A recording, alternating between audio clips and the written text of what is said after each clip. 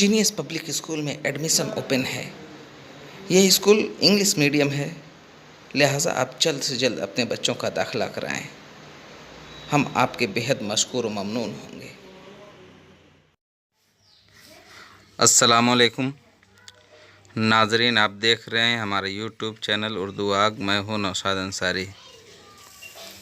नाजरीन, इन दिनों नगर पालिका की जानिब से शहर के मुख्तलिफ गड्ढों, गढ़ियों और बंधा रोड के किनारे कूड़ा फेंकवाया जा रहा है और उसके बाद उसमें आग लगा दी जा रही है, जिसकी वजह से धुआं पूरे शहर में फैल रहा है और माहौलियाती आलूदगी की वजह से लोगों को सांस लेना मुश्किल हो गया है, उनके दम घुट रहे हैं। आइए देखते हैं ये पूरा नज़ारा डोमनपुरा स्टेट बैंक के सामने गढ़ी का है।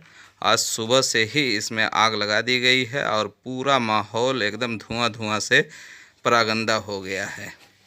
आप देख सकते हैं किस तरीके से यहाँ पे आग लगी है और धुआं पूरी फ़िज़ा में फैल गया है। आलूदगी माहौलियाती आलूदगी की वजह से आसपास के मकानात के लोगों को सांस लेने में काफ़ी दिक्कत महसूस हो रही है। जहां एक तरफ हुकूमतें माहौलियाती आलूदगी को दूर करने के लिए तरह तरह के इंतज़ामात कर रही हैं, वहीं हमारे मऊ नगर पालिका की तरफ से माहौलियात को गंदा करने के लिए हर रोज़ कोई नई स्कीमें बनाई जा रही हैं। आप देख सकते हैं, मैं अभी आपको ये नज़ारा दिखा रहा हूँ डोमनपुरा चुंगी के पहले वाली गढ़ी जो स्टेट बैंक की ब्रांच है उसके सामने वाली गढ़ी में किस तरीके से आग लगाई गई है। वहीं लोगों का कहना है कि कुछ मकामी लोग जिनके पास ज़री की मशीनें हैं वो ज़री के कार्टन वगैरह भी लाकर फेंक देते हैं और आग लगा दी जाती है, जिसकी वजह से पूरा इलाका धुआं हो जाता है।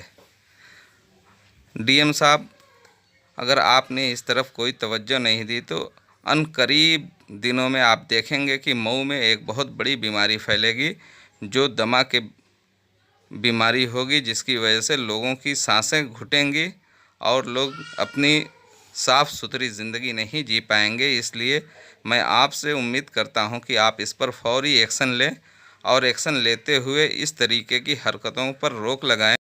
अगर इस पर फौरी रोक नहीं लगाई गई तो डीएम साहब मऊ में बहुत बड़ी बीमारी फैल सकती है, जिसके लिए कहीं ना कहीं ज़िला इंतज़ामिया और नगर पालिका इंतज़ामिया पूरी तरीके से ज़िम्मेदार होगा। और यही हाल मऊ के बंधा रोड पर भी है, जिसे हर रोज़ देखा जा सकता है। भुजौटी से लेकर भदेसरा के दरमियान पूरे रोड के दोनों जानिब हर रोज़ ये नज़ारा देखने को मिलता है।